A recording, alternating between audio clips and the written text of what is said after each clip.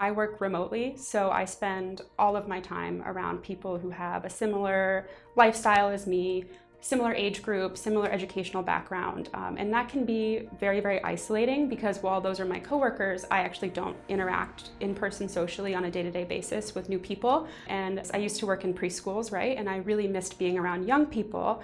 And I've done some volunteer work to kind of incorporate younger people into my life. But with my grandmother being gone, I realized that it also wasn't natural not to have elderly people and wise people in my life.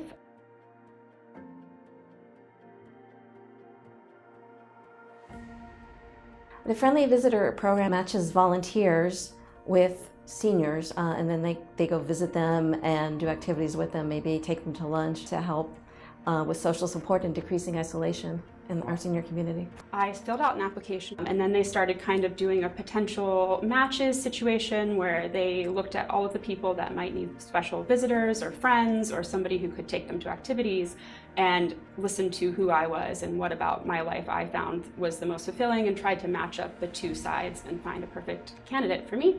And that person ended up being Rose Ellman. Found her to be a very sweet and lovely person. And for some reason or other, we took to one another. When I came in to visit her for the first time, she turned to me and she said, "You look so familiar." And I told her, I said, "Rose, I think you may have known my grandmother." And she goes, "You look just like her." And it was such a beautiful moment. I started crying, Rose started crying. I am not a particularly religious person, but it does make someone believe that there was some sort of divine intervention, even if it was just my grandmother from above, just, saying, this has to happen, this has to be. It's important because being less isolated helps them be more healthy and be more active in the community and more involved. My life has changed significantly since I started volunteering with JFS. I've noticed that I'm more outgoing in general and that I have a smile on my face more, and I look forward to every single Tuesday when I can come and visit Rose and bring her flowers and she can complain that I brought her flowers. It's been a great experience, and I really can't recommend JFS enough to other people who are looking for somewhere to volunteer and somewhere to belong.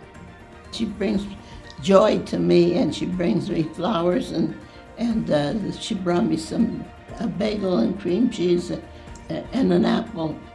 She had orange juice, but I don't drink orange juice.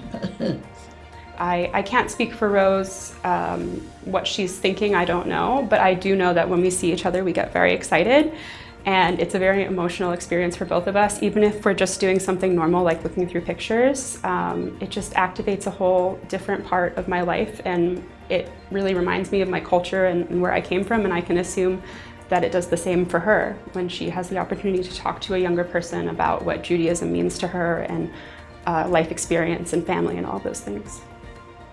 I think very dearly of her because she's a very sweet person and she's very close to you.